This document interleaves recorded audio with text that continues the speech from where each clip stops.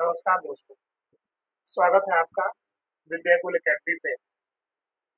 जैसा कि अपने पिछले वीडियो में हम लोगों ने चर्चा किया था, हमारा संस्थान आपको बीपीएससी तैयारी 4 के लिए प्रिपरेशन को लेकर के पूरी तरह से समर्पित है।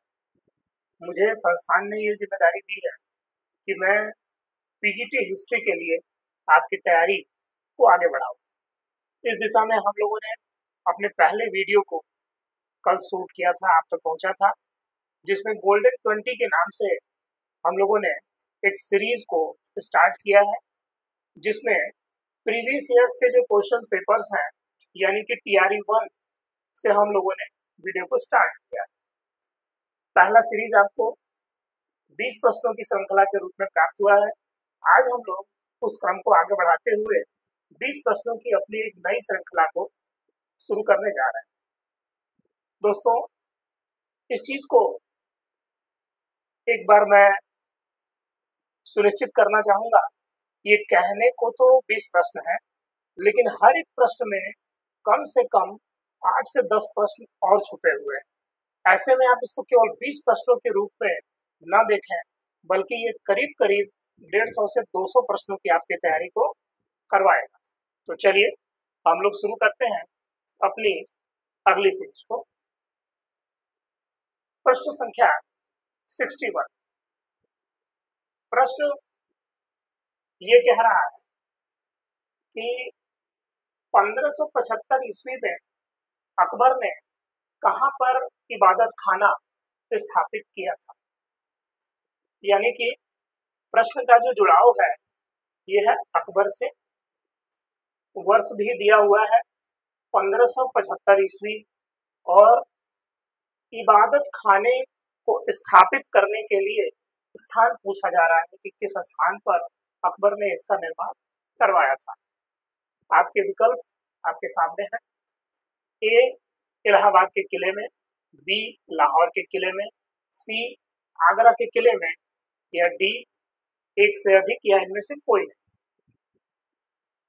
इसका उत्तर इनमें से कोई नहीं होगा, अर्थात ई विकल्प इसका सही होगा। अब आइए इसकी व्याख्या को समझते हैं।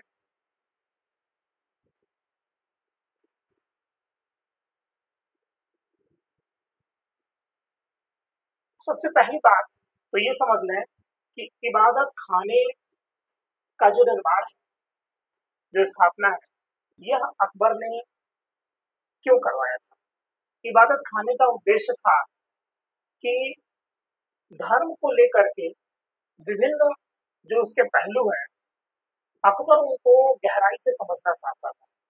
अगर हम अकबर के व्यक्तित्व को देखें तो उसकी महानता का जो एक सबसे बड़ा कारण था वो ये था कि वह न केवल जागरूक था, बल्कि अपनी जागरूकता को शांत करने के लिए किसी भी सीमा तक जाकर के उसके लिए प्रयास भी करता था। तो जैसे कि हम अलग अलग क्षेत्रों में उसको कार्य करते हुए देखते हैं, तो धर्म के क्षेत्र में भी उसकी जिज्ञासा बहुत चरम स्तर पे थी, और वो ये जानना चाहता था कि धर्म में सत्य क्या है। इस उद्देश्य से उसने 1575 ईस्वी में फतेहपुर सीकरी में इबादत खाने का निर्माण करवाया था। फतेहपुर सीकरी, यह स्थान आगरा से कुछ दूरी पर ही है, लेकिन स्पष्ट रूप से उत्तर में यह स्थान जरूर होना चाहिए, तभी हम इसका चुनाव करेंगे। और यह हमारे विकल्प नहीं था, इसलिए हमारा उत्तर ई इसमें बना था। कुछ और प्रश्नों को अगर हम यहाँ पर स्पष्ट कर लें कि अकबर ने 75 में जब इबादत खाने का निर्माण करवाया, तो उसने आरंभ में केवल सिया और सुन्नी वर्ग के लोगों को ही वहां पर आमंत्रित किया, और धर्म पे यानी इस्लाम के सिद्धांतों पर उनसे चर्चाएं आरंभ हुई। यानी कि आरंभिक इसका स्वरूप क्या था। आरंभिक स्वरूप यह था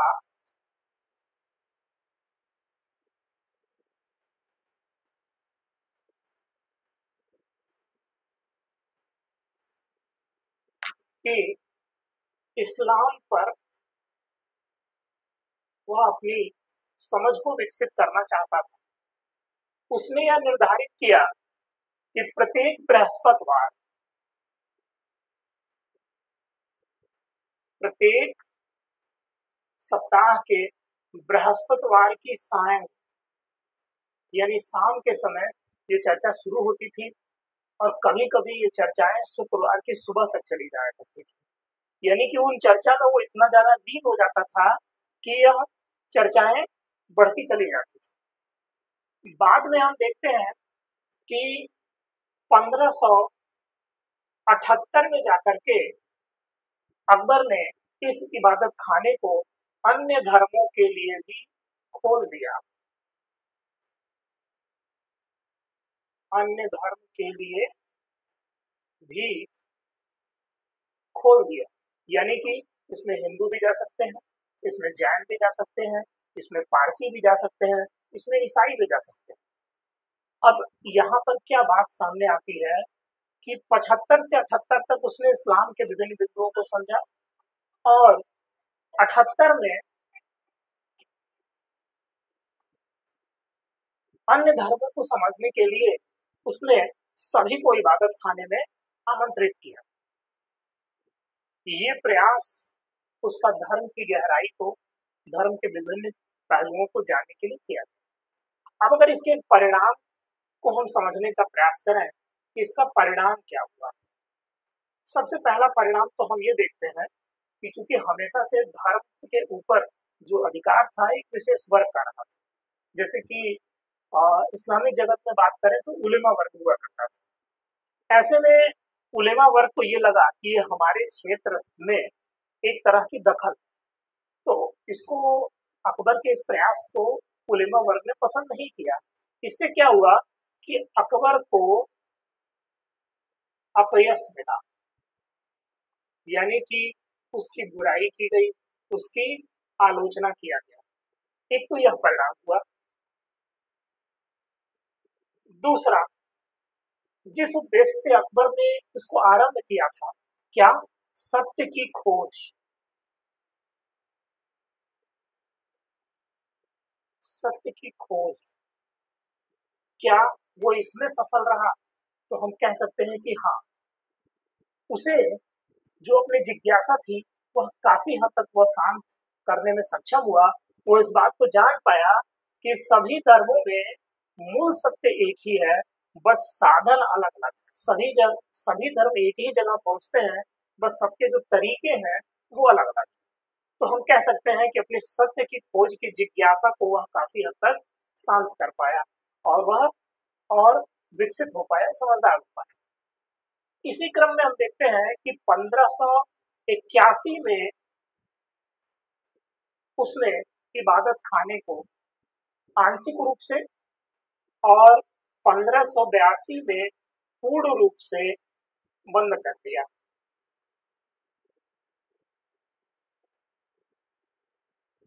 क्योंकि अब इबादत खाने की कोई विशेष भूमिका उसको नहीं लग रही थी। उसे जो जागरूकता थी, जो जिज्ञासा थी, वह उस चीज को समझ चुका था। तो मेरे अनुसार इतनी बातें इस प्रश्न के संदर्भ में जानना आपके लिए पर्याप्त है। आइए हम लोग देखते हैं दूसरा प्रश्न। क्वेश्चन संख्या 62, अकबर ने तीर्थ यात्रा कर किस वर्ष बंद कर दिया?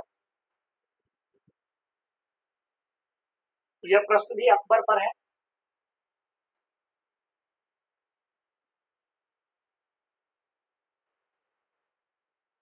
अकबर के द्वारा विभिन्न जो सामाजिक कार्य किए गए थे उसमें एक बड़ा ही महत्वपूर्ण कार्य था जो कि तीर्थ यात्रा कर से जुड़ा हुआ है। वह वर्ष पूछा जा रहा है कि किस वर्ष इसको बंद किया था। आपके विकल्प है 1561, 1562, 1563। ये एक अच्छा प्रश्न है क्योंकि इन सभी वर्षों में अकबर ने कुछ न कुछ सामाजिक कार्य किए। हमें देखना पड़ेगा कि 1562 में उसने क्या किया था, 63 में उसने क्या किया था, 64 में उसने क्या किया था। इस प्रश्न की जहां तक बात है, इसका उत्तर होगा 1563। तीर्थ यात्रा कर को लेकर के जो चीज समझने की है मुख्य रूप से तीर्थ यात्रा हिंदुओं से जुड़ा हुआ पहलू था।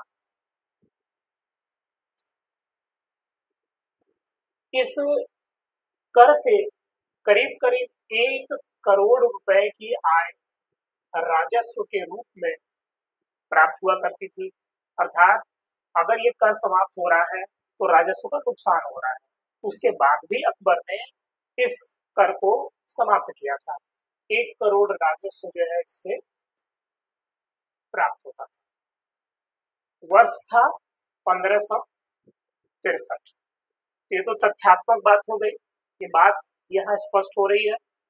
इसी से जुड़े हुए अन्य पहलुओं की बात करें तो हम देखते हैं कि 1562 ईस्वी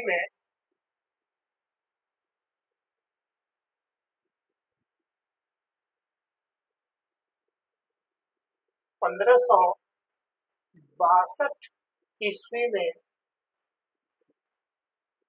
अकबर द्वारा दासता की समाप्ति की गई थी।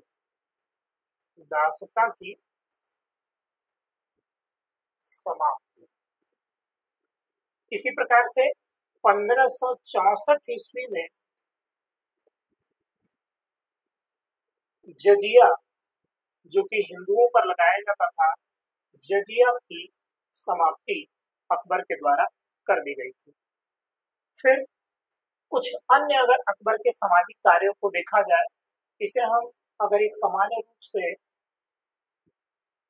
एक वर्ग में रखें इन सभी कार्यों को, तो ये अकबर के कुछ सामाजिक कार्य माने जा सकते हैं जिसके अंतर्गत वो इन कार्यों को कर रहा है। अन्य कार्यों में हम देखें तो जैसे उसने सती प्रथा पर रोक लगाने का प्रयास किया था। इसी प्रकार से उसने बाल विवाह को रोकने का भी प्रयास किया था और उसने 18 वर्ष बालकों की और 14 वर्ष बालिका की आयु निर्धारित कर दिया था कि इससे ऊपर होने पर ही विवाह किया जाएगा। तो ये बड़ा ही महत्वपूर्ण पहलू था ये। इसी प्रकार से जो शिशु वध था, अर्थात बालिकाओं की जो हत्या की जाती थी, उस पर भी रोक लगाने का प्रयास अकबर के द्वारा किया गया था। फिर मद्य निषेध। मद्य निषेध यानी कि शराब पीने के ऊपर जो प्रतिबंध है वह भी, उसको भी रोकने का प्रयास अकबर के द्वारा किया गया था। अब ये पहलू ये उठता है कि इस तरह के सामाजिक कार्य अकबर के द्वारा क्यों किया जा रहा है, और इन कार्यों का प्रभाव ज्यादातर आप देखेंगे हिंदू वर्ग पर पड़ रहा था। इसका एक बड़ा सामान्य सा उत्तर ये है कि अकबर का जो व्यक्तित्व था, जो उसका चरित्र था, जिसने उसे महान बनाया। किसी व्यक्ति को महान बनाने में जो सबसे बड़ी भूमिका होती है वो उसके चरित्र की होती है।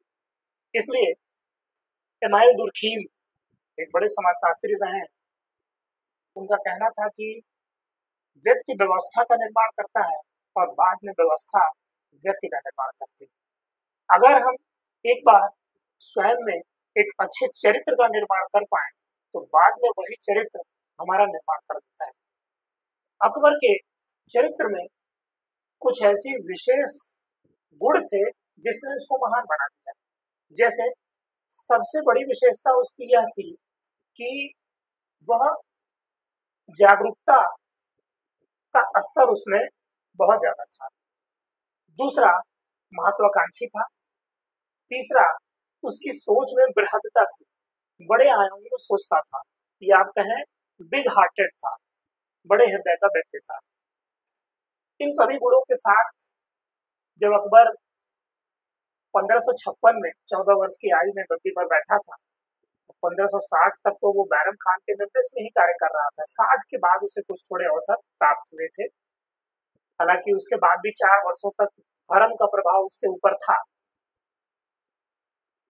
और 1562 ईस्वी में उसका आमेर के राजा भारमल की पुत्री से विवाह हुआ था, यानी कि हिंदुओं में उसने विवाह किया था।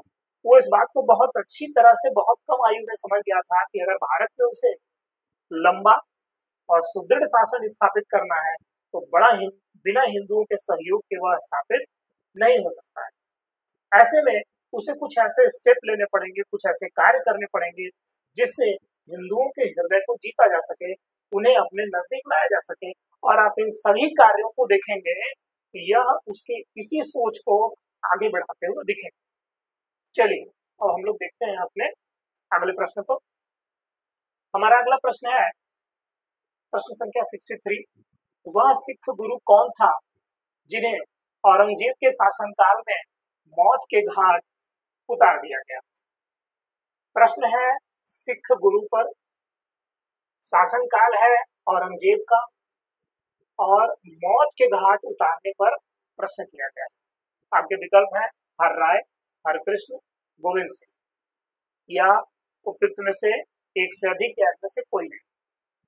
क्या लगता है इसमें क्या उत्तर होगा?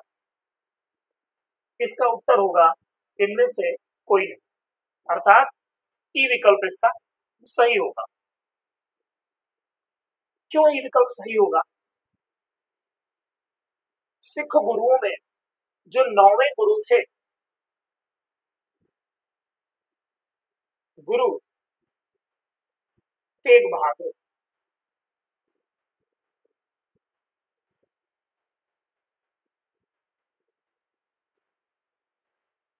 औरंगजेब द्वारा इन्हें 1675 ईस्वी में मृत्युदंड की सजा दी गई थी। अब प्रश्न उठता है कि ऐसा क्या कारण हो गया कि मृत्युदंड देना पड़ा? कारण इसका यह था कि पंजाब के क्षेत्र में जो औरंगजेब के अधिकारी थे, सरकारी अधिकारी थे, वे राजस्व वसूली में काफी कड़ाई कर रहे थे, अत्याचार कर रहे थे, जिसका कि विरोध वहां के कृषकों के द्वारा किया जा रहा था। कृषकों के इस विरोध को गुरु तेग बहादुर ने अपना सहयोग प्रदान किया था। औरंगजेब इस बात से रुष्ट था और उसने गुरु तेग बहादुर को इसके लिए उनके सारे साथियों के साथ दंडित किया और इन्हें 75 ईस्वी में मृत्युदंड दे दिया गया। यानी कि कारण क्या बना?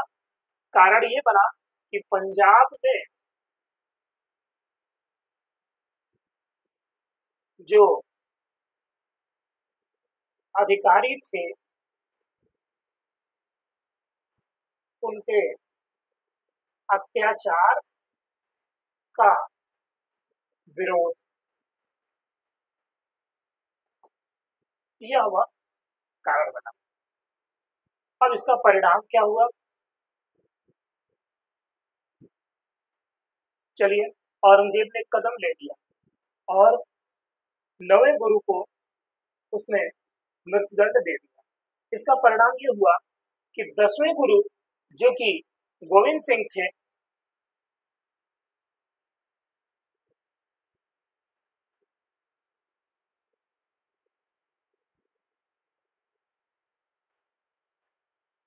इन्होंने सिख समुदाय को एक सैन्य समुदाय के रूप में परिवर्तित कर दिया। उन्हें इस बात को समझने में देर नहीं लगी कि अगर हमें अस्तित्व को अपने बचाना है तो हमें सैनिक रूप से मजबूत होना होगा। क्यों? क्योंकि हमारे अगर गुरु ही सुरक्षित नहीं है, जिनके नेतृत्व में हमारा पूरा समुदाय, हमारा समाज आगे बढ़ रहा है, तो फिर हम कैसे अपने समुदाय की रक्षा करें? इन परिस्थितियों में इन्होंने समुदाय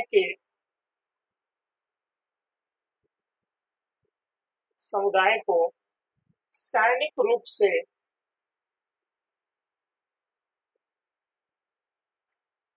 दक्ष बनाया और 1699 ईस्वी में इन्होंने खालसा पंथ की स्थापना की। खालसा पंथ की स्थापना। तो इस प्रश्न का उत्तर इस कारण से ई होगा क्योंकि इसमें जो यह विकल्प है यह नहीं था। चलिए हम लोग चलते हैं अपने अगले प्रश्न पे। प्रश्न संख्या 64 प्रश्न है, बीजापुर तथा गोलकुंडा के राज्य किसके शासन में मुगल साम्राज्य में मिलाए गए? बीजापुर और गोलकुंडा, अगर मुगल काल में साम्राज्य विस्तार की बात करें तो जो अंतिम बड़ा साम्राज्य विस्तार था वो हम देखते हैं कि बीजापुर का हुआ था, और उसके बाद सबसे अंतिम गोलकुंडा के रूप में देखते हैं। और ये दोनों ही जो विस्तार थे किसके काल में हुए थे? ये हुए थे औरंगजेब के काल में। यानी कि इसका जो विकल्प होगा सी उत्तर सही होगा।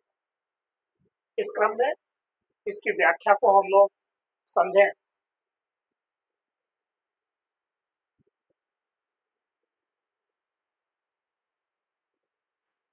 बीजापुर और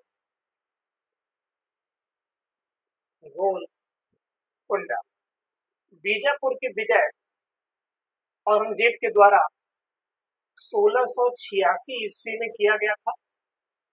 इसी प्रकार से गोलकुंडा की विजय 1687 ईस्वी में किया गया था। बीजापुर के इस समय जो शासक थे वे थे सिकंदर आदिल शाह,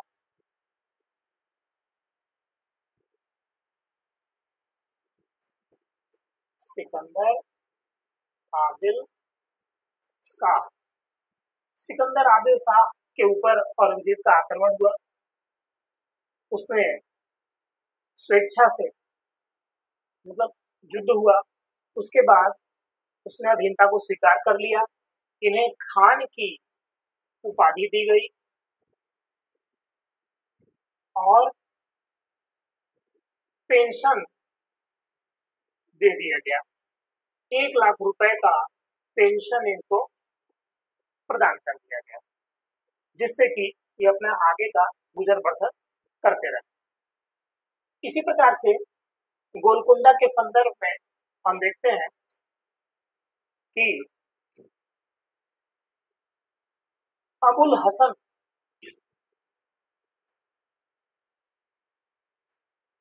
यहाँ के शासक थे। अबुल हसन पर आक्रमण हुआ और अबुल हसन पराजित हुए। इन्हें दौलताबाद की जेल में ले जाकर के बंद कर दिया गया। दौलताबाद जेल में बंद कर दिया गया। यहाँ 2 और बड़े महत्वपूर्ण नाम चर्चा में रहते हैं, जिनका नाम था मदन्ना एवं अखन्ना। ये गोलकुंडा के शासक अबुल हसन के सहयोगी थे। इनकी भूमिका इस साम्राज्य को बनाने में बहुत ही महत्वपूर्ण थी और काफी बहादुरी से ये लड़े थे। तो अगर कभी प्रश्न ये आए कि दक्षिण भारत में मदन्ना और अखन्ना का जो संबंध है वो किस राज्य से है, तो आप कहेंगे कि गोलकुंडा से। बाकी इन शासकों का नाम आप ध्यान रखेंगे कि अबुल हसन गोलकुंडा से और सिकंदर आदिल शाह का संबंध बीजापुर से। तो चलिए चलते हैं अपने अगले प्रश्न पे। हमारा अगला प्रश्न है प्रश्न संख्या 65। 1674 ईस्वी में शिवाजी का राज्याभिषेक कहाँ पर हुआ था? आपके विकल्प सिवनेर, रायगढ़ या सूरत। इसका उत्तर होगा रायगढ़। इसे समझने का प्रयास करें कि जो राज्याभिषेक है, पहली बात तो राज्याभिषेक कब हुआ है, वर्ष दिया हुआ है 1674 में। कहाँ हुआ है? रायगढ़ में हुआ है।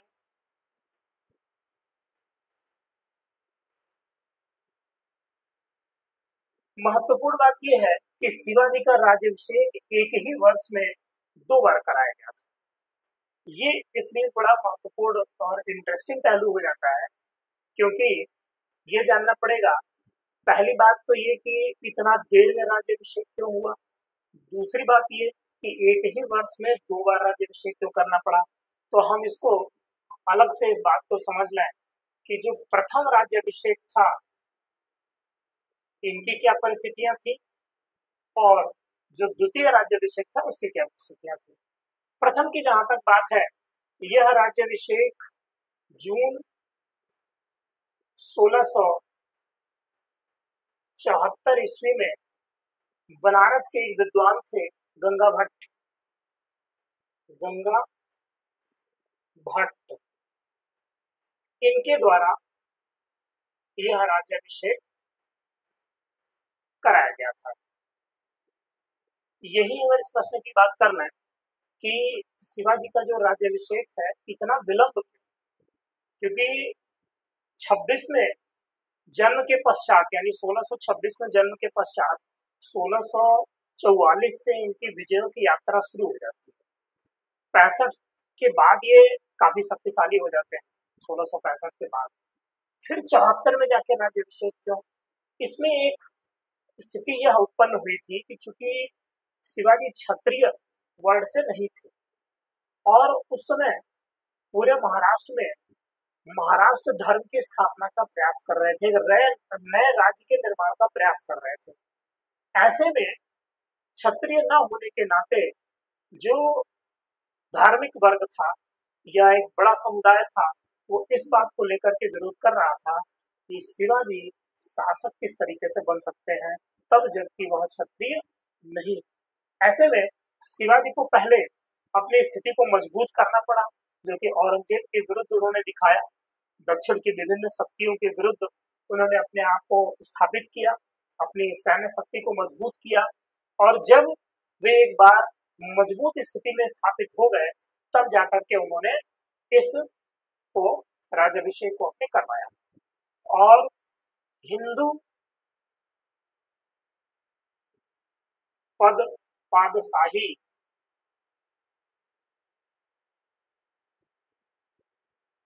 की उपाधि उन्होंने जो है यहाँ पर धारण की थी। इसी तरह से अब हम इनके दूसरे राज्याभिषेक की बात करें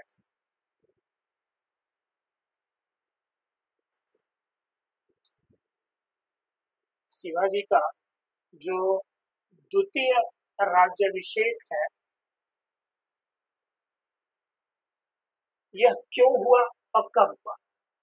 क्यों की बात अगर करें तो आप देखेंगे कि इस राज्याभिषेक के पश्चात शिवाजी की माता जीजाबाई का देहांत हो गया।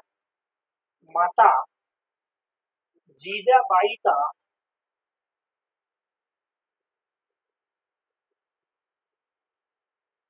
देहांत, ऐसे में यह बात उठी कि कहीं न कहीं अगर राज्याभिषेक के बाद माता का देहांत हो रहा है तो कुछ न कुछ ऐसी अशुभ चीज हुई जिसको कि बाद में एक तांत्रिक निश्चल गोसाईपुरी के द्वारा बताया गया कि शिवाजी का जो प्रथम राज्याभिषेक था वह शुभ मुहूर्त में नहीं किया गया था, इस वजह से उनकी माता का देहांत हुआ। ऐसे में निश्चल गोस्वामीपुरी के द्वारा ही द्वितीय राज्याभिषेक इनका अक्टूबर माह में करवा दिया गया। अक्टूबर 1674 ईस्वी में निश्चल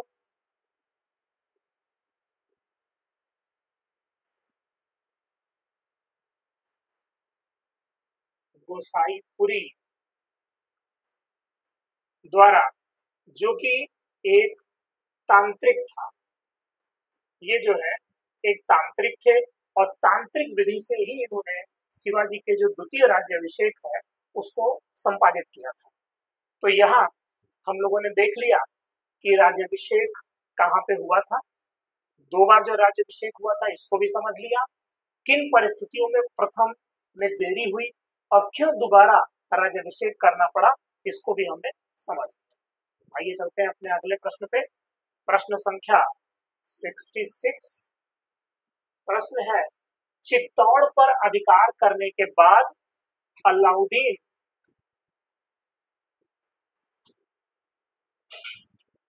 खिलजी ने उसे क्या नाम दिया था?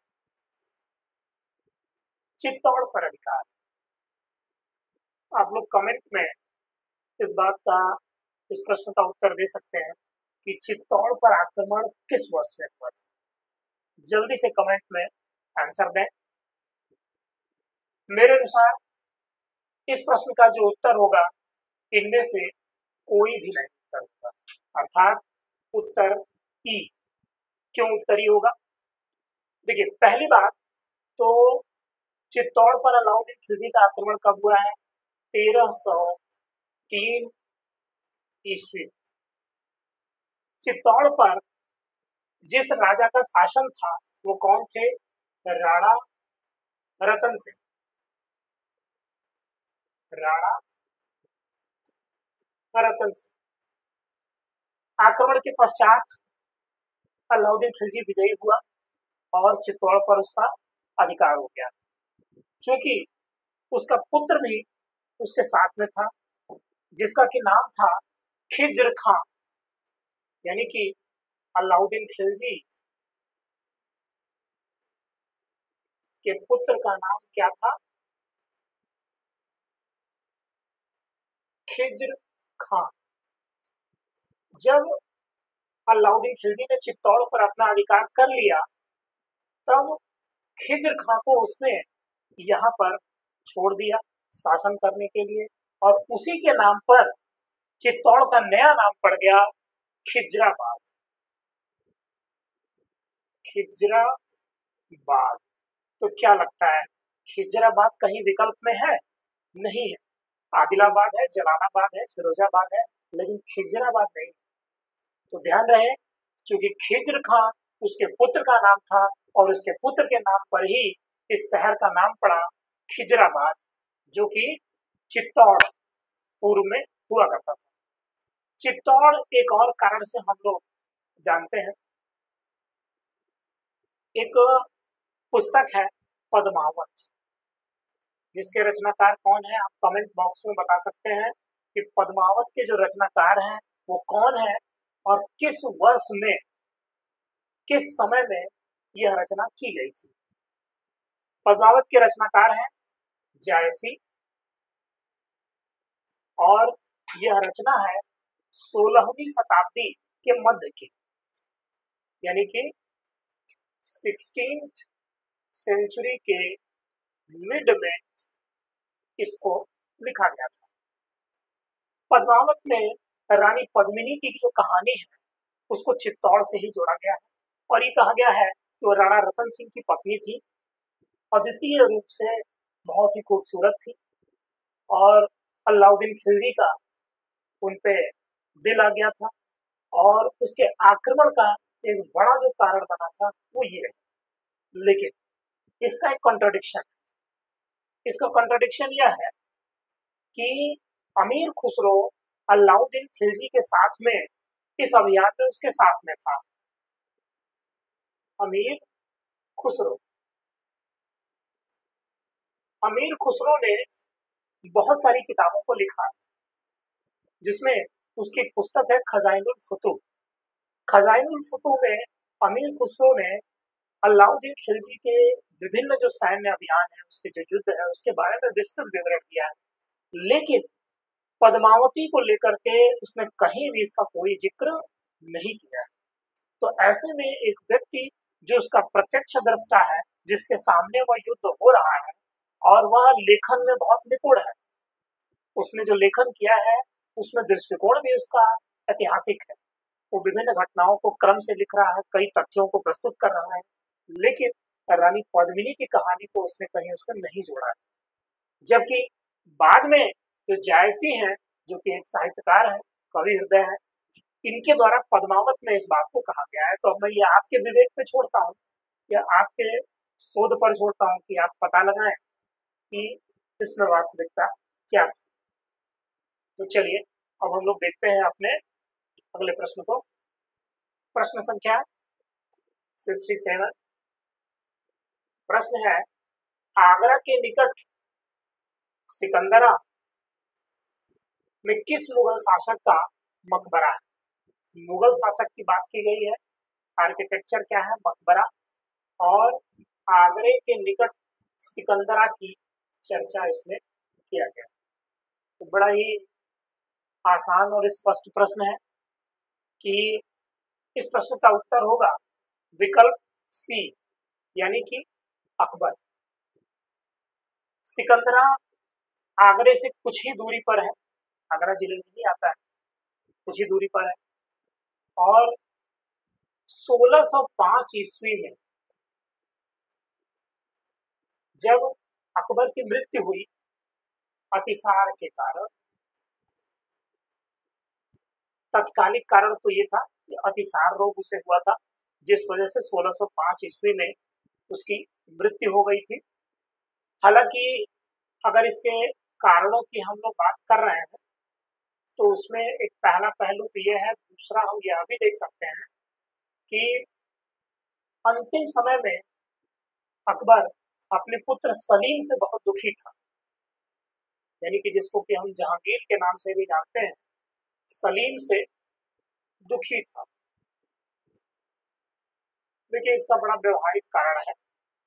कारण यह है कि पिता की आयु बहुत लंबी हो चुकी है, पुत्र भी वयस्क हो चुका है।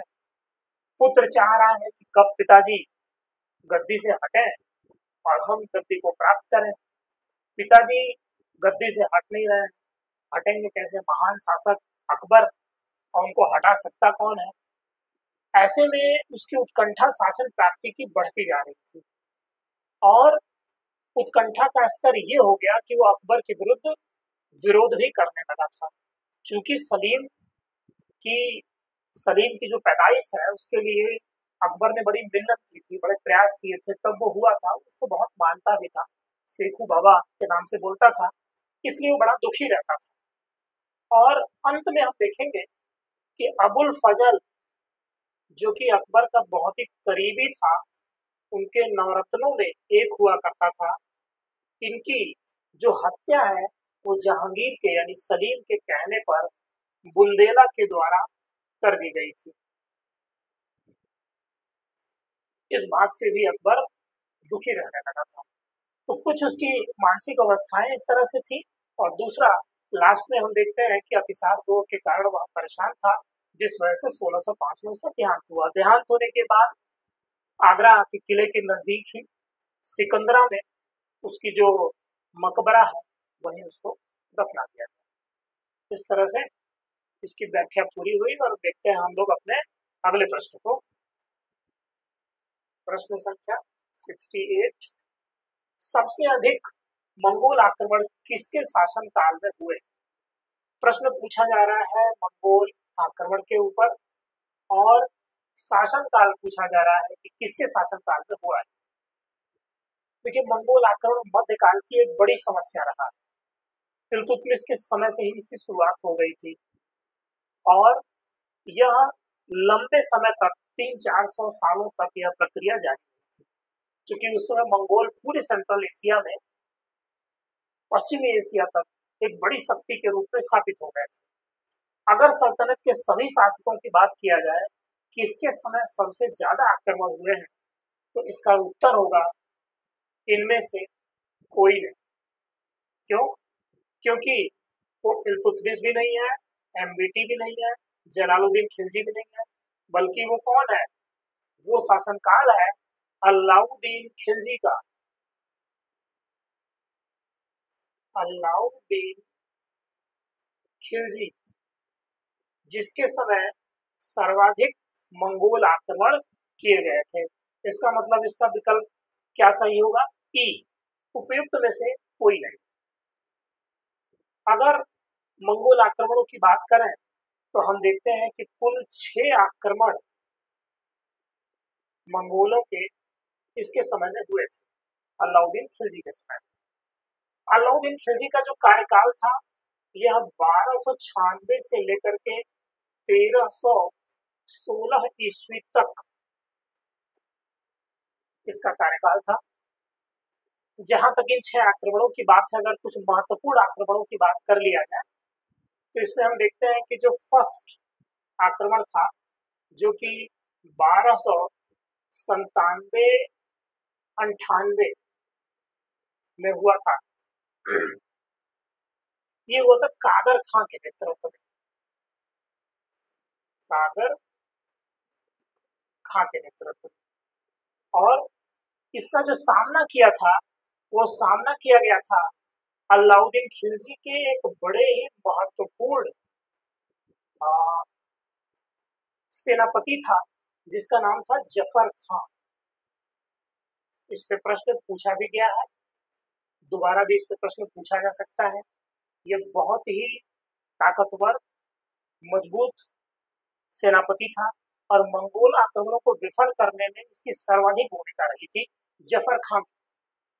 इसी तरीके से हम देखते हैं कि तीसरा जो आक्रमण था, थर्ड, जो कि हुआ था 1299, वो हुआ था कुतलुग ख्वाजा के नेतृत्व। कुतलुग ख्वाजा जो कि एक मंगोल था, इसके नेतृत्व में हुआ था। इसका भी सामना किसके द्वारा किया गया था? जफर खां के द्वारा किया गया था। लेकिन यह इस सामना में, इस युद्ध में जफर खां की मृत्यु हो गई थी। तो आपसे प्रश्न पूछा जा सकता है कि जफर खां की जो मृत्यु थी, यह किसके विरुद्ध, किस मंगोल के विरुद्ध युद्ध करते हुए हुआ? तो वो था कुतलुग ख्वाजा, और तीसरा मंगोल आक्रमण था। इसी तरह से हम देखें कि जो सिक्स्थ आक्रमण था, ये करीब करीब 1306 के आसपास में हुआ था। और इसमें जो व्यक्ति था, इस्माइल खां, वह मंगोल था, जिसके नेतृत्व में आक्रमण हुआ था। और अलाउद्दीन खिलजी की तरफ से इसका जो सामना किया गया, वो गाजी मलिक के द्वारा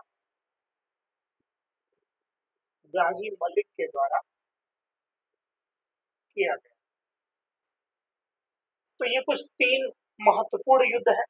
कुछ ये जो नाम है, जफर खां हुआ, गाजी मलिक हुआ, इनको आप ध्यान में रखेंगे। और इस व्याख्या के हिसाब से, इस प्रश्न के हिसाब से मेरे अनुसार इतना पर्याप्त होगा। तो चलिए हम लोग चलते हैं अपने अगले प्रश्न पे। अगला आपका प्रश्न है प्रश्न संख्या 69, मनसबदारी प्रणाली का प्रारंभ किसके द्वारा किया गया? मुगल काल की एक बड़ी ही महत्वपूर्ण व्यवस्था है मनसबदारी व्यवस्था। इसका प्रारंभ पूछा जा रहा है कि किसके द्वारा किया गया था। क्या लगता है इसका उत्तर क्या हो सकता है? देखिए, इतनी महत्वपूर्ण व्यवस्था है, नाम मैंने आपको पहले ही बता दिया, मुगल काल, तो आपके लिए बड़ा आसान हो गया। अलाउद्दीन खिलजी मुगल काल से तो है नहीं, फिरोज शाह तुगलक मुगल काल के तो है नहीं, और बाबर मुगल काल में तो है, लेकिन उनको इतना समय ही नहीं मिला था कि वह किसी प्रकार की प्रशासनिक व्यवस्था को स्थापित कर पाए। ऐसे में यह जो श्रेय जाता है, यह श्रेय जाता अकबर को, लेकिन अकबर चूंकि विकल्प में कहीं नहीं है, इस वजह से हमारा जो उत्तर होगा ई। अब कुछ बातें मनसबदारी प्रणाली के बारे में, क्योंकि ये कहा जाता है कि मुगल साम्राज्य की या शासन प्रणाली की एक तरह से आत्मा थी। यही वो मूल व्यवस्था थी जिसके इर्द गिर्द मुगलों की समस्त शासन प्रणाली चलती थी। तो ऐसे में ये है क्या, इसको पहले हम लोग समझ लें। तो अकबर के द्वारा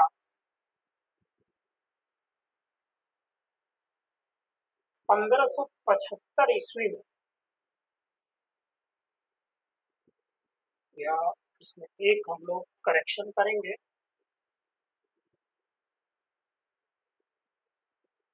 जी 1575 ईस्वी में, यानी कि शासन काल के 19वें वर्ष में। अगर ये कहा जाएगा कि शासन काल के किस वर्ष में, तो जो 19th ईयर था उसमें, क्योंकि 56 में वह शासन पे बैठा था, 1556 में, और 1575 में इसको उसने लागू किया था। तो मनसबदारी प्रणाली को उसने लागू किया। और इस प्रणाली के संदर्भ में अगर हम ये समझें कि ये है क्या, तो सबसे पहले ये देखें कि मनसब क्या होता है। मनसब जो है एक फारसी का शब्द है, फारसी का शब्द है जिसका कि अर्थ होता है पद। मनसब का मतलब होता है पद। ये जो पद शब्द है यह दो भागों में बटा हुआ होता था, जात और सवार। अब प्रश्न उठता है कि जात क्या होती थी। जात किसी भी अधिकारी की हैसियत को व्यक्त करता था, यानी उसकी जो पद की स्थिति है उसको व्यक्त करता था जात। इसी प्रकार से जो सवार पद था वो ये बताता था कि किसी भी अधिकारी के अंतर्गत कितने घुड़सवार, कितने सैनिक रहेंगे,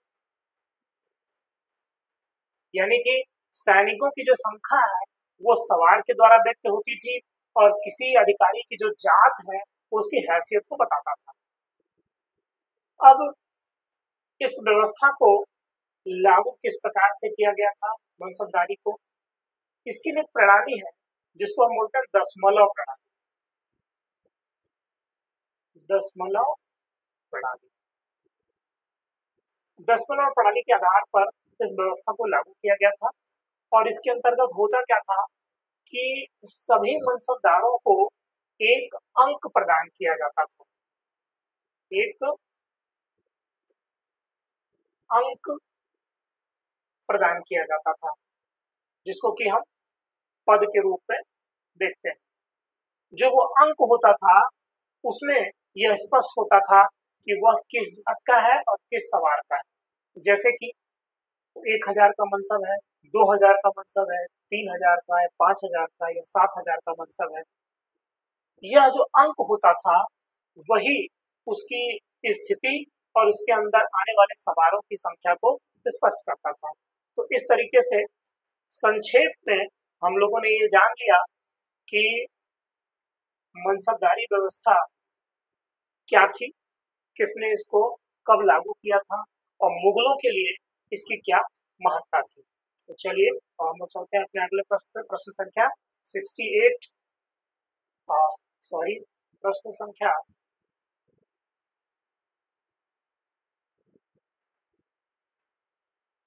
हमें आगे बढ़ना है। प्रश्न संख्या 70।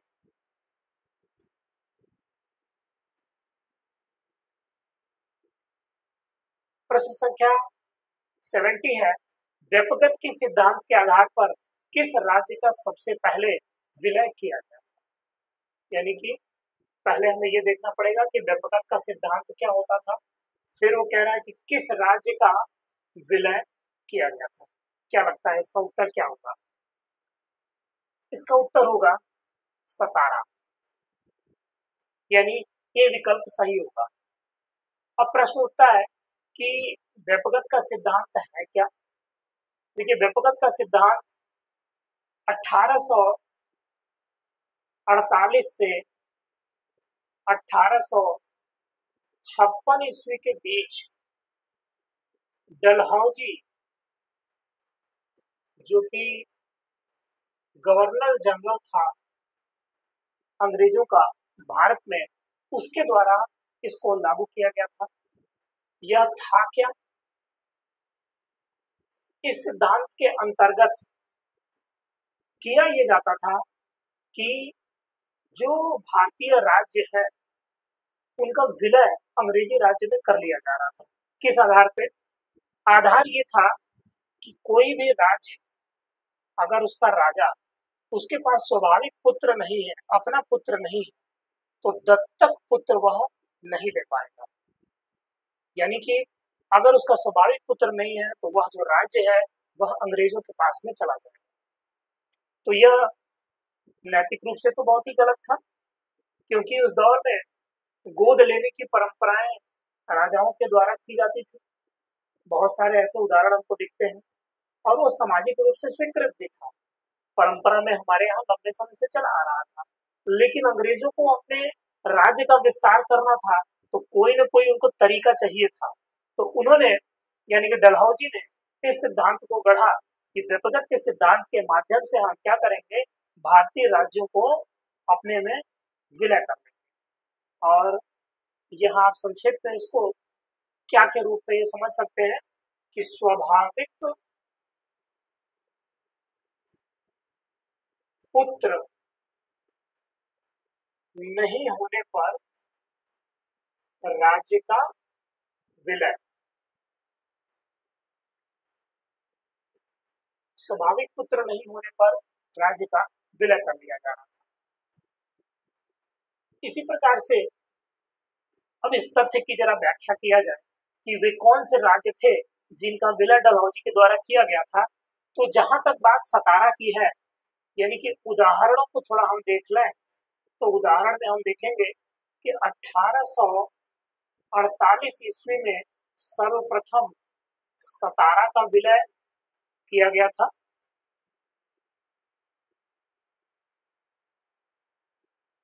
इसी प्रकार से 1849 ईस्वी में संभलपुर और जयपुर राज्य का विलय कर लिया गया था। इसी प्रकार से 1850 में बघाट का विलय किया गया था। फिर 1852 ईस्वी में उदयपुर का विलय किया गया था। फिर 1853 ईस्वी में झांसी का विलय किया गया था और 1854 ईस्वी में नागपुर का विलय कर लिया गया था। ये बहुत ही महत्वपूर्ण प्रश्नों की श्रृंखला यहाँ से बनती है। हमारे सामने तो प्रश्न केवल एक था कि किस राज्य का सबसे पहले विलय किया गया था। अब यहाँ पर किसी भी तरह से प्रश्न आपसे पूछा जा सकता है। जो मैंने पहले आपसे चर्चा किया था कि कहने को ये गोल्डन 20 सीरीज है, लेकिन हम आपको कम से कम इन 20 प्रश्नों के माध्यम से 200 के आसपास प्रश्नों की चर्चा करेंगे। तो आप इसको उसी रूप में लेंगे। 20 प्रश्न नहीं है, करीब करीब 200 प्रश्न।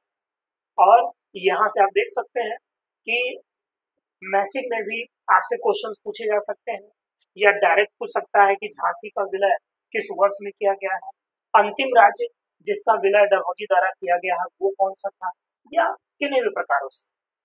यहाँ एक तथ्य और हम जोड़ रहे हैं कि 1856 ईस्वी में अवध का विलय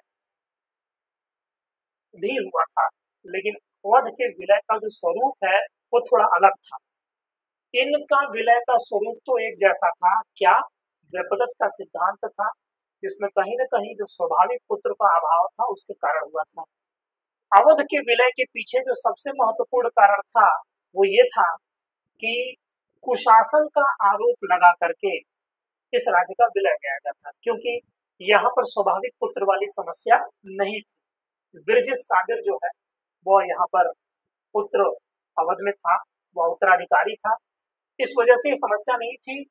और यहाँ पर कुशासन का आरोप लगाकर अवध का विलय कर लिया गया था। तो इतना जानना यहाँ पर आपके लिए पर्याप्त होगा। चलिए चलते हैं हम लोग अपने अगले प्रश्न पे। प्रश्न संख्या 71। प्रश्न है 1800 ईस्वी में लॉर्ड वेलेजली ने प्रशासनिक सेवकों को प्रशिक्षण देने के लिए फोर्ट विलियम कॉलेज की स्थापना कहाँ पर की थी? वर्ष है 1800 ईस्वी। लॉर्ड वेलेजली की बात किया गया है, यानी कि उस समय के जो गवर्नर हैं बंगाल के वो है लॉर्ड वेलेजली, और उन्होंने एक फोर्ट विलियम कॉलेज की स्थापना किया था, जिसके बारे में ये पूछा जा रहा है कि ये कहाँ पे है। मोटे तौर पे तो आप इसको लॉजिकली भी हल कर सकते हैं। 1800 ईस्वी के आसपास आप देखेंगे कि अंग्रेजों की जो शासन था, जो इनका प्रभाव था, कहीं ना कहीं बंगाल के आसपास में ही था। तो जो ये केंद्र था इनका वो बंगाल में ही कहीं ना कहीं होगा, और बंगाल में इनका केंद्र कहाँ था? कलकत्ता। तो इसका जो स्वाभाविक उत्तर होगा वो है सी, कलकत्ता।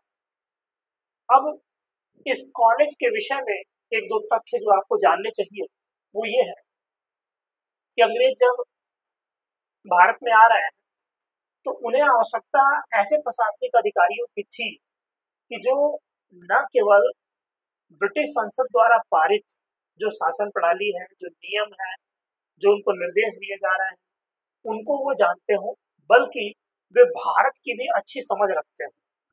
अन्यथा वे उन शासन प्रणाली को, उन नियमों को भारत में लागू नहीं करा पाएंगे अगर वो भारत की समझ नहीं रखेंगे। इन्हीं उद्देश्यों को ध्यान में रखते हुए कलकत्ता में 1800 ईस्वी में इस जो फोर्ट विलियम कॉलेज है इसकी स्थापना की गई थी। हालांकि कॉलेज बहुत लंबा नहीं चला और जल्दी ही यानी 1802 में ही फिर इसको बंद कर दिया गया और ये ट्रेनिंग इन अधिकारियों के ब्रिटेन में ही चलती रही। तो इतना आपके लिए जानना यहाँ पर पर्याप्त होगा और हम लोग चलते हैं अपने अगले प्रश्न पर, जो कि है हमारा प्रश्न संख्या 72 और प्रश्न है रेगुलेटिंग एक्ट किस वर्ष में पारित किया गया।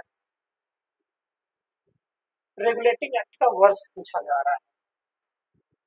अंग्रेजों के द्वारा भारत में जो अलग अलग एक्ट पारित किए गए थे, नियमों की श्रृंखला लागू की गई थी, उसमें सबसे पहला रेगुलेटिंग एक्ट था। बहुत ही आसान प्रश्न है, कई बार आया हुआ है, लगभग आप सभी लोग जान भी रहे होंगे इस प्रश्न का उत्तर। कमेंट में उत्तर आप लोग दे भी सकते हैं।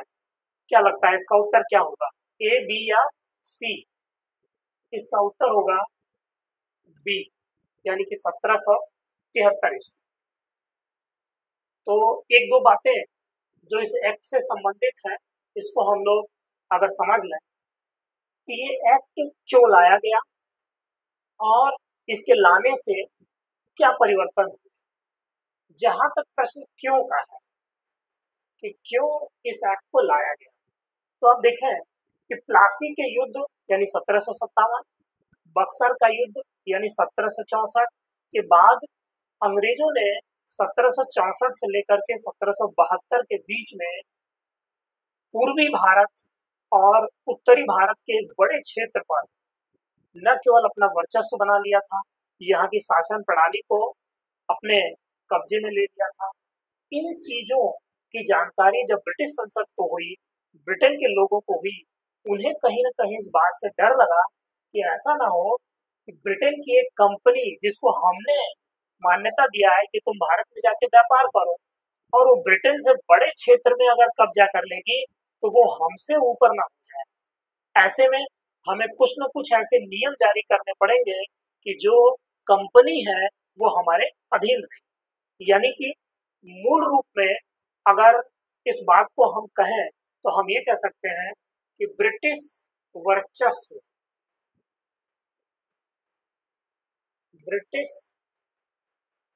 वर्चस्व को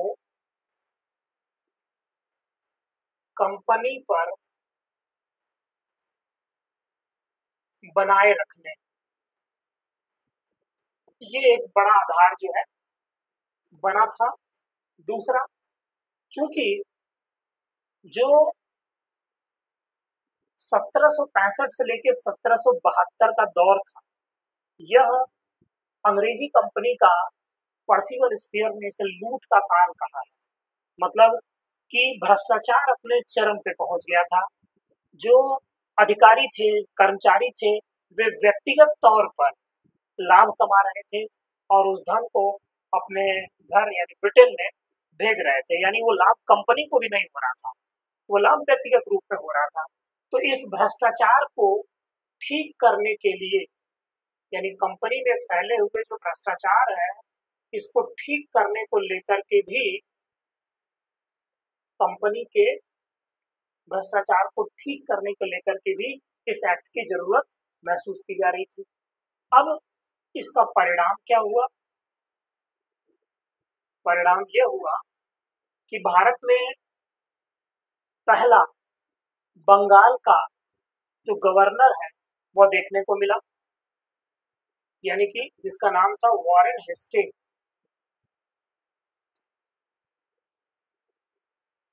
वॉरेन हेस्टिंग्स यह फर्स्ट गवर्नर जनरल बंगाल का बनाया गया इसे।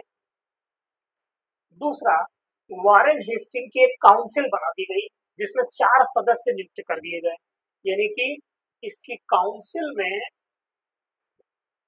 4 सदस्यों की नियुक्ति कर दी गई। क्यों? अकेला व्यक्ति ऑथोरिटेटिव हो जाता है, मतलब तानाशाह टाइप का हो जाता है। और ब्रिटिश संसद को, ब्रिटिशर्स को क्या चाहिए था कि पावर को एक व्यक्ति में सीमित नहीं करना है, बल्कि उसके ऊपर थोड़ा हमको चेक एंड बैलेंस रखना है। तो ये 4 लोग क्या कर रहे थे, वॉरेन हेस्टिंग को क्या करेंगे, मैनेज करेंगे।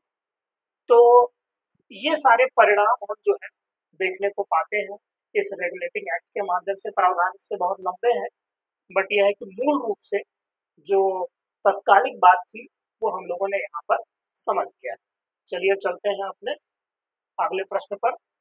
अगला प्रश्न है हमारा प्रश्न संख्या 73 और एक संधि से जुड़ा हुआ प्रश्न है। प्रश्न किया जा रहा है कि जो सालबाई की संधि है, किस युद्ध की समाप्ति इस संधि के माध्यम से किया गया था? इसका उत्तर होगा विकल्प ए, प्रथम आंग्ल मराठा युद्ध। यानी संधि का संबंध किससे जुड़ा हुआ है, आंग्ल मराठा युद्ध से जुड़ा हुआ है। कैसे, आइए इसको समझते हैं।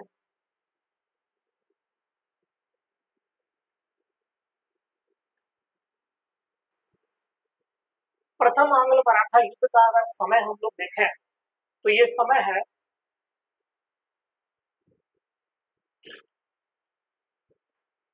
1775 से 1782 के बीच में यह युद्ध हुआ था।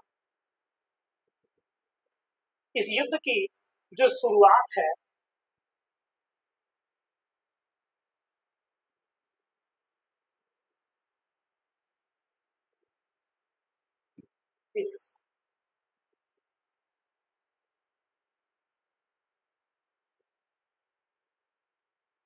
इस युद्ध की जो शुरुआत है ये 1775 में हुई थी। अगर इन परिस्थितियों को थोड़ा सा हम लोग समझने का प्रयास करें कि किन परिस्थितियों में शुरू हुआ था, आपको याद होगा कि राघोआ एक व्यक्ति हुआ करते थे मराठों में, राघोआ, जो कि मराठों में पेशवा बनने की इच्छा रखते थे। लेकिन जो माधवराव नारायण को पेशवा बना दिया गया 74 में, 1774 में, इस बात से नाखुश होकर ये चले गए बंबई में अंग्रेजों की जो शाखा थी वहां पर, और वहां पर उन्होंने कर लिया सूरत की संधि। यानी कि राघोआ का जो असंतोष था, असंतोष क्यों? क्योंकि माधवराव नारायण को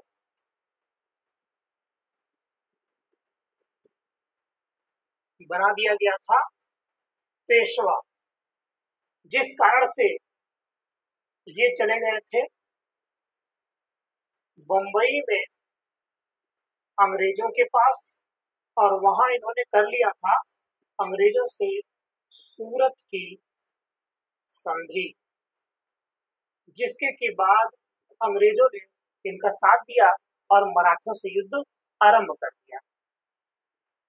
मराठों से युद्ध चला, आप देख रहे हैं 75 से 82 तक का एक लंबा समय बीता, जिसमें मराठों की पराजय हुई और अंततः 82 में 1782 में सालबई की संधि हो गई, जिसकी की चर्चा यहाँ प्रश्न में किया गया है। सालबई की संधि हुई। इस संधि के कुछ परिणाम अगर हम लोग देखें कि परिणाम क्या निकला, या इस युद्ध का परिणाम क्या निकला, तो परिणाम में हम देख सकते हैं कि अंग्रेजों को सालसेट एक क्षेत्र है महाराष्ट्र में, सालसेट और भड़ौच, ये क्षेत्र अंग्रेजों को प्राप्त हो गया। दूसरा, राघोआ, जिसके कारण इस युद्ध की शुरुआत हुई थी, प्रश्न किसी भी रूप में पूछा जा सकता है, इसलिए हर प्रश्न के आगे और पीछे के जो दायरे हैं उसकी जो पूरे कॉन्सेप्ट और अवधारणा है उसको समझना हमारे लिए महत्वपूर्ण रहता है। तो राघवा जो इस युद्ध का कारक था, जिसकी वजह से युद्ध शुरू हुआ था, राघवा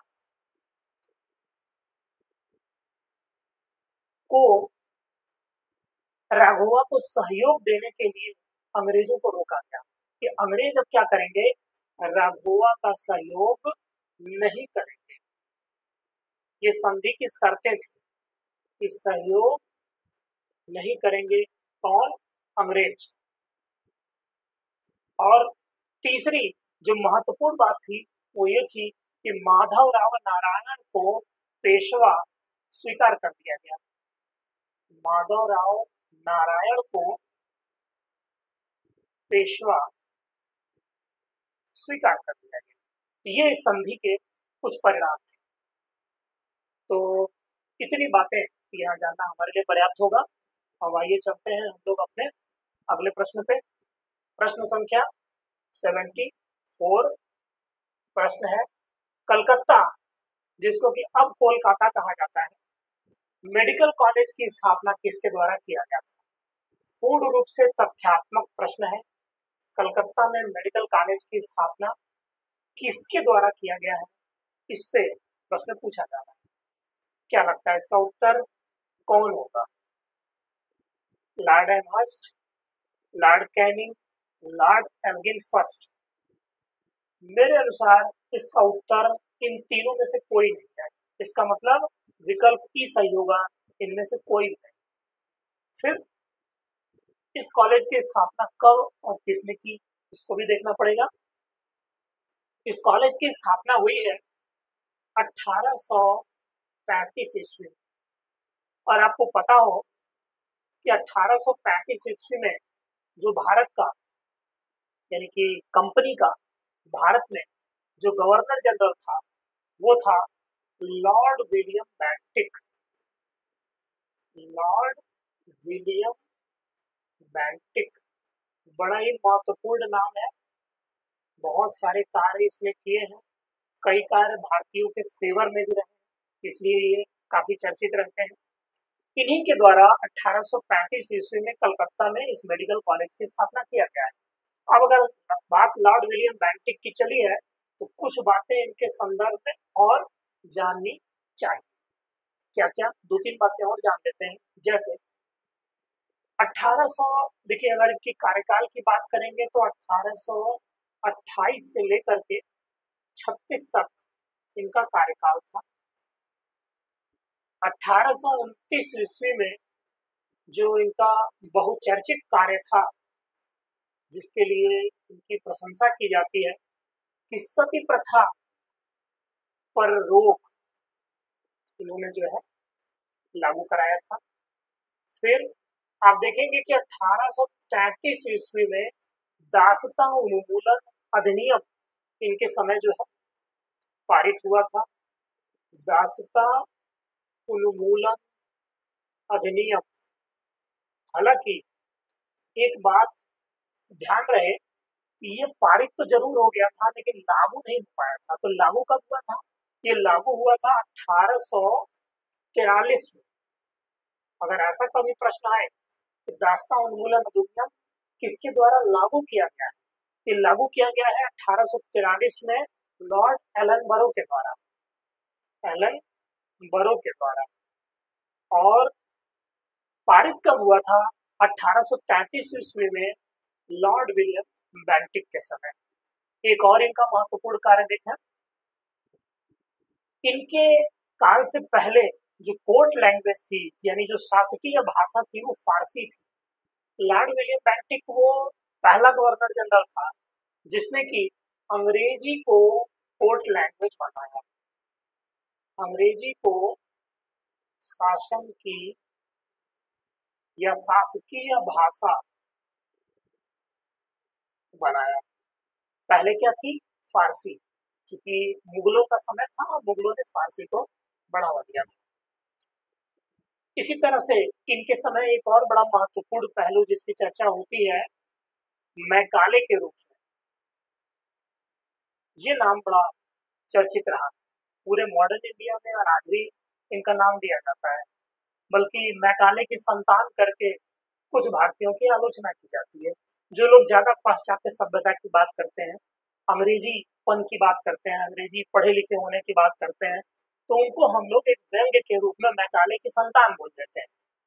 ये जो व्यक्ति है मैकाले, इनकी नियुक्ति हुई थी गवर्नर जनरल के 5वें सदस्य के रूप में। पीछे हम लोगों ने पढ़ा था गवर्नर जनरल की काउंसिल में रेगुलेटिंग एक्ट के द्वारा 4 सदस्यों की नियुक्ति किया गया था। ये जो है ये गवर्नर जनरल की काउंसिल के 5वें सदस्य थे, 5th मेंबर थे, और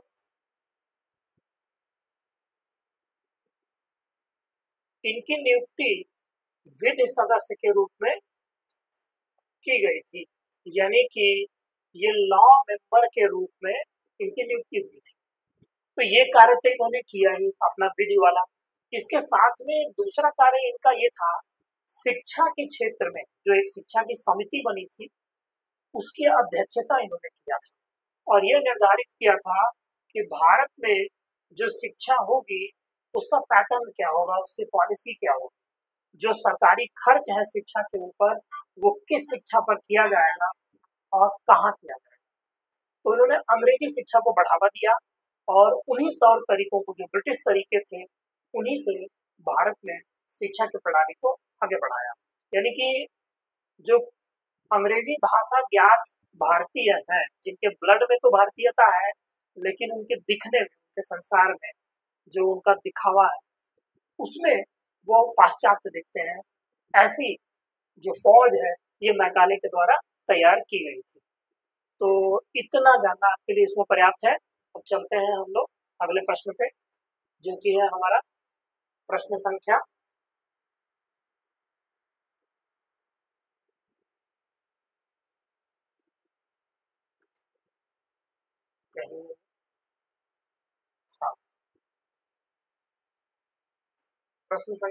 75। किस एक्ट के द्वारा ईसाई मिशनरियों की गतिविधियों पर लगी रुकावटों को हटा दिया गया? किस एक्ट के द्वारा ईसाई मिशनरियों की गतिविधियों पर लगी रुकावटों को हटा दिया गया? इसका उत्तर होगा क्या regulating act, Pitt's India act, 1793 ईस्वी का चार्टर एक्ट, या क्या? मेरे अनुसार इसमें जो इसका उत्तर होगा इनमें से कोई नहीं, अर्थात डी विकल्प इसका सही होगा। तो इसका उत्तर होगा क्या? यहाँ तो ठीक है इनमें से नहीं है, लेकिन वो है क्या? वो उत्तर है 1813 ईस्वी का अधिनियम। ये वो अधिनियम है जिसके द्वारा ईसाई मिशनरियों की गतिविधियों पर लगी रुकावटों को हटा दिया गया था। इसकी थोड़ा सा स्थिति को अगर हम लोग संक्षेप में समझ लें, चूंकि 19वीं शताब्दी के प्रथम अर्ध की बात हो रही है, ये वो समय है जब भारत में ईस्ट इंडिया कंपनी ने अपने शासन की आरंभिक स्थापना तो कर ली थी, लेकिन अब वो शासन का प्रसार करना चाह रही थी, बढ़ावा देना चाह रही थी, फैलाव करना चाह रही थी। और ये तब हो पाता कि जब भारतीयों का सहयोग उनको प्राप्त होता। अब भारतीयों का सहयोग कब प्राप्त होगा? क्योंकि अंग्रेज तो बहुत थोड़ी संख्या में थे। भारतीय अगर उनसे जुड़ेंगे, उनके विचारों को अपनाएंगे, उनके धर्म को अपनाएंगे, उनकी जीवन प्रणाली को अपनाएंगे, तो अंग्रेजों का शासन भारत में ज्यादा सुदृढ़ होगा, लंबे समय तक होगा, विस्तृत होगा। इस सोच के साथ अंग्रेजों ने एक विशेष रणनीति के तहत जो ईसाई मिशनरीज थे उनको भारत में बुलाया और उनको ये निर्देश थे कि आप जो ईसाइयत है, ईसाई धर्म है, इसका प्रचार ज्यादा से ज्यादा भारत में करें, ताकि लोगों में इस धर्म के प्रति आस्था बढ़े, लोग उसको माने, और जब एक बार धर्म के प्रति स्वीकृति बन जाएगी, लोग स्वीकार करने लगेंगे, तो फिर क्या होगा कि पूरी जो अंग्रेज समुदाय है, समूह है, वो सब स्वीकार हो जाएगा और अंग्रेजों का शासन भारत में आसान हो जाएगा।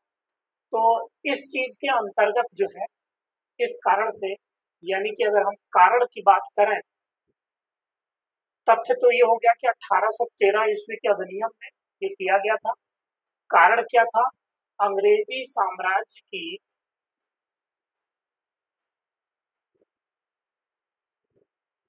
सुदृढ़ता,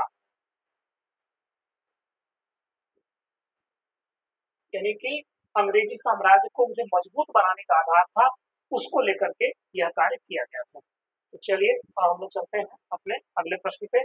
अगला हमारा प्रश्न है प्रश्न संख्या 76। प्रश्न है, वेदों की ओर वापस चलो का जो नारा है यह किसके द्वारा दिया गया था? बहुत ही बहुचर्चित प्रश्न है और इसको उत्तर मुझे नहीं लगता कि आप लोगों को इसमें देने में कोई आसान मुश्किल होगा। इसका उत्तर विकल्प ए होगा, यानी कि दयानंद सरस्वती।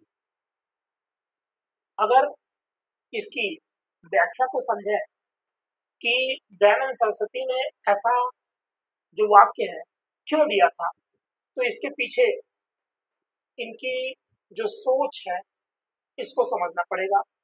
दयानंद सरस्वती का ऐसा मानना था कि जो वेद है ये क्या है? ये शाश्वत। वेद जो है शाश्वत, ये क्या है? धर्मातीत, अर्थात ये सभी स्थितियों में लागू होते हैं, धर्म से भी ऊपर है, अर्थात हमारे लिए जीवन की तरह से, यानी कि इनके बिना हम अपने जीवन की कल्पना नहीं कर सकते। यानी वेदों में जो बातें कही गई, जो सिद्धांत दिए गए हैं, वे हमारे लिए जीवन के समान है। तो जिस व्यक्ति की वेदों के प्रति इतनी गहरी आस्था हो, वही इस तरीके से अपनी बात को कह सकता है कि वेदों की ओर वापस चलो। और ऐसा कहने के पीछे इनका उद्देश्य क्या था? उद्देश्य ये था कि ये चाहते थे कि वैदिक संस्कृति की भारत में स्थापना हो, क्योंकि हम देख रहे हैं कि विभिन्न आक्रमणों से, जब तुर्कों का आक्रमण हुआ, मंगोलों का आक्रमण हुआ, उसके बाद अंग्रेज आ रहे हैं, तो भारत में सांस्कृतिक जगत में बड़ी उथल पुथल मची हुई। तो उनकी सोच ये थी कि वैदिक संस्कृति को दोबारा स्थापित किया जाए, पुनः स्थापित किया जाए, और जो पाश्चात्य सभ्यता है, पाश्चात्य प्रभाव है, इसको रोका जाए। ये दो इनके उद्देश्य थे। अब बात यह है कि इस उद्देश्य को प्राप्ति के लिए इनके कार्य क्या थे, किस तरह से इन्होंने इस अपने उद्देश्य को प्राप्ति के लिए प्रयास किया। तो हम देखेंगे कि 1875 ईस्वी में बंबई में स्वामी दयानंद सरस्वती ने एक संस्था की स्थापना की, जो कि बहुत ही चर्चित संस्था है, जिसको कि हम आर्य समाज के नाम से जानते हैं। बाद में इसका एक मुख्यालय लाहौर में भी स्थापित हो गया था। तो इतनी बातें इस विषय में पर्याप्त होगा। अब चलिए हम लोग चलते हैं अपने अगले प्रश्न पे। अगला प्रश्न है हमारा प्रश्न संख्या 77। सत्य शोधक समाज की स्थापना किसके द्वारा किया गया? एक संस्था है सत्य शोधक समाज। आपको बताना है कि इसकी स्थापना किसके द्वारा किया गया है। बहुत सारी परीक्षाओं में बहुत बार ये प्रश्न पूछा हुआ है। इसका उत्तर होगा ज्योतिबा फूले, ज्योतिराव फूले। इनके विषय में जो कुछ महत्वपूर्ण बातें हैं, अगर इनको समझना है कि ज्योतिबा फूले का जो संबंध है यह महाराष्ट्र से, महाराष्ट्र से। इन्होंने महाराष्ट्र में जो निम्न जातीय आंदोलन था, निम्न जातीय आंदोलन अर्थात निम्न जातियों का वह आंदोलन जिसमें ये बात कही जा रही थी कि सभी जातियां आपस में समान, ईश्वर एक है, किसी भी प्रकार की भेदभाव की बात ईश्वर नहीं करता है, यानी कि निम्न जातियों को लेकर के, उनके उत्थान को लेकर के, समानता को लेकर के इन्होंने अपनी बातों को मुखर किया था। और उसी क्रम में इन्होंने सत्य शोधक समाज की जो संस्था है उसको स्थापित किया था। इससे अलग कुछ एक और इनके जो कार्य हैं, जैसे इनकी पुस्तक है गुलामगिरी,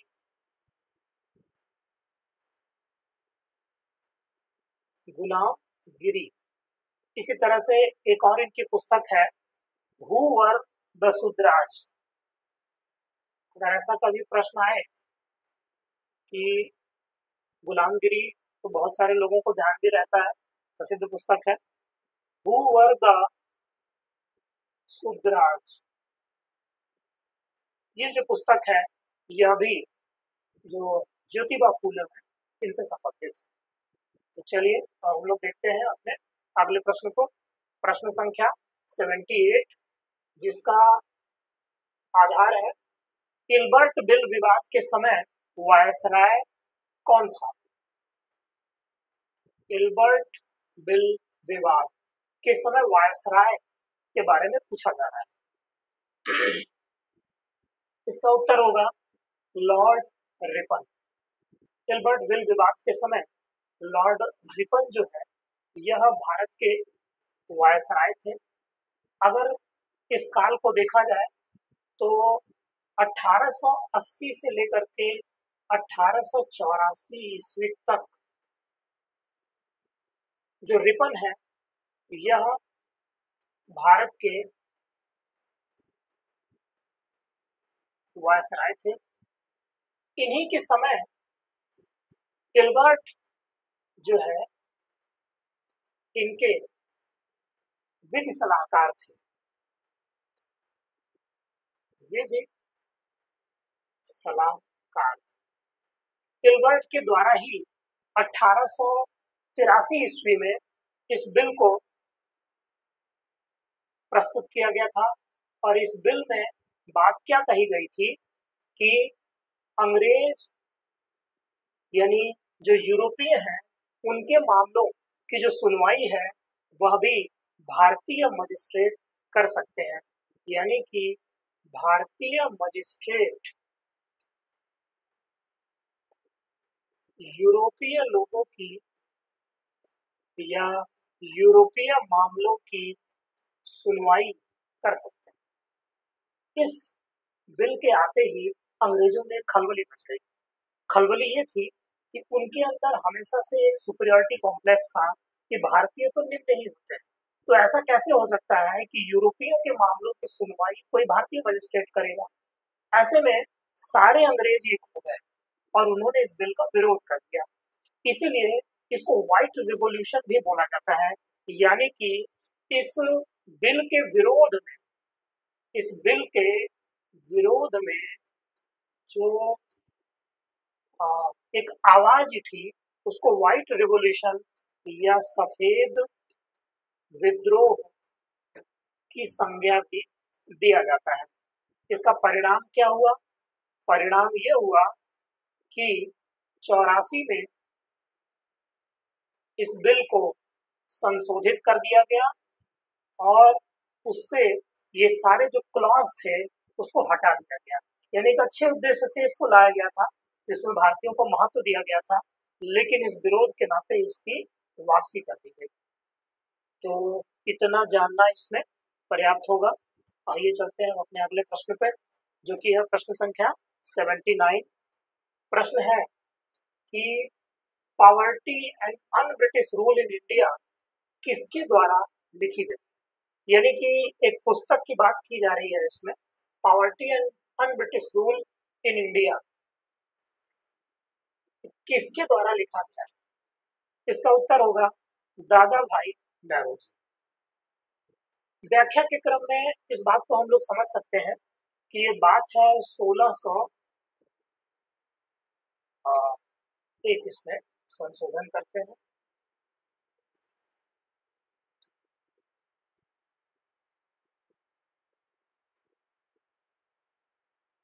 ये बात है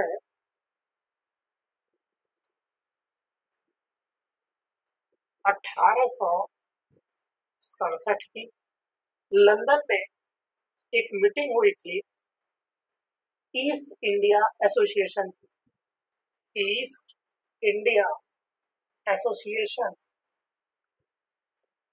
की एक मीटिंग हुई थी जिसमें कि दादा भाई नौरोजी ने इस बात को रखा और एक पत्र निकाला जिसका नाम था ब्रिटिश डेप्ट टू इंडिया। ब्रिटिश डेप्ट टू इंडिया। ये भी अगली बार आपसे प्रश्न के रूप में पूछ सकता है। यहाँ poverty and un British rule, लेकिन ये जो मैं बात कह रहा हूँ ये कह रहा हूँ ब्रिटिश डेप्ट टू इंडिया। इस पत्र में दादा भाई नौरोजी ने ये बताने का प्रयास किया कि अंग्रेज भारतीयों के कर्जदार, यानी कि जो अंग्रेज राजस्व को वसूल रहे हैं, व्यापार के माध्यम से जो लाभ कमा रहे हैं, या जो विभिन्न कर्मचारी अंग्रेजों के भारत में काम कर रहे हैं उनकी जो सैलरी है, पेंशन है, वो सब जब भारत से बाहर ब्रिटेन में जा रही है तो भारत से एक बड़ी मात्रा में जो धन का जो गमन है वह ब्रिटेन की ओर चला जा रहा है। तो इस बात को उजागर किया उन्होंने ब्रिटिश डेप्ट टू इंडिया में और ब्रिटिशर्स को भारत का कर्जदार बताया। इसी वर्ष में उन्होंने इस बात को भी रखा जो प्रश्न में पूछा हुआ है, poverty and un British rule in India. यहाँ पे उन्होंने ये कहा कि भारत में अंग्रेजों का जो शासन है ये समस्त बुराइयों का जड़ है। जो समस्त बुराइयां हैं उसका जो जड़ है वो क्या है? भारत में अंग्रेजों का शासन। दूसरा, हमारी सभी प्रकार की जो निर्धनता है, जो गरीबी है, इसके पीछे योगदान किसका है? इसी ब्रिटिश नीति का ही योगदान है। ये कहने वाले, इस बात को उजागर करने वाले, वैज्ञानिक तरीके से तथ्यों के साथ इस बात को रखने वाले दादा भाई नौरोजी पहले व्यक्ति थे। और ये वर्ष ध्यान रखिएगा 1867 ईस्वी, जब उन्होंने लंदन में ईस्ट इंडिया एसोसिएशन की मीटिंग में इस बात को रखा था। तो चलिए चलते हैं अपने अगले प्रश्न पे। अगला और आज का अंतिम प्रश्न है हमारा प्रश्न संख्या 80। प्रश्न है 1909 ईस्वी में कर्जन वाइली किसके हाथों मारा गया? 1909 ईस्वी में बात हो रही है कर्जन वाइली की, किसके द्वारा मारा गया यह हमारा प्रश्न।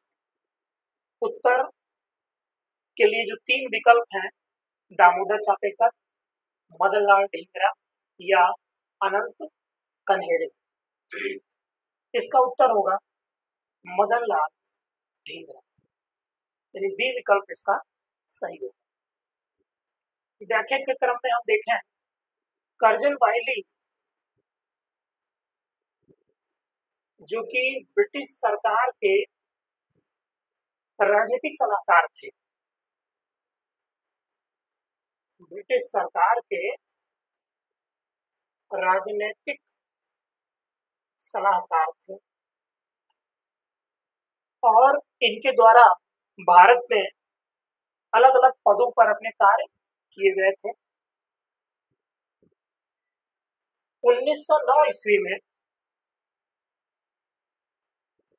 लंदन में मदन लाल ढींगरा जो कि इंडिया हाउस के सदस्य थे, जो मदन ढींगरा इंडिया हाउस के सदस्य थे, जो कि एक क्रांतिकारी संगठन था, इनके द्वारा कर्जन वाइली की हत्या कर दी गई।